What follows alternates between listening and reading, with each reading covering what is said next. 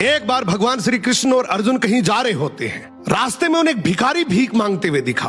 अर्जुन ने पूछा, भगवान ये भीख क्यों मांग रहा है? भगवान बोले, तू खुद ही पूछ ले।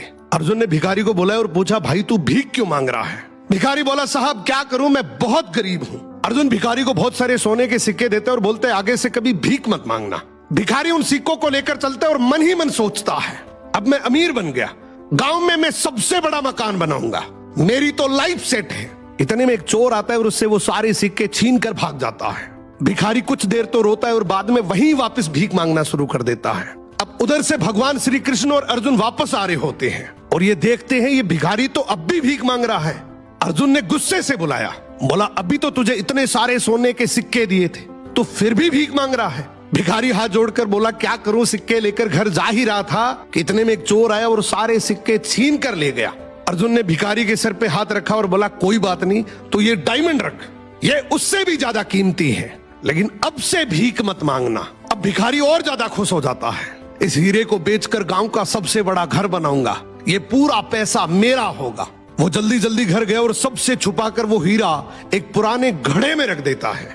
अब अगले दिन उसकी पत्नी पानी के लिए गई, वो वही घड़ा लेकर गई जिसमें वो हीरा था। उसने जैसे ही घड़ा पानी में डुबोया, हीरा नदी में गिर गया। अब जब वो भीख मांगता दिखा तो भगवान श्री कृष्ण ने उसे बुलाया और उसे 2 सिक्के दे दिए।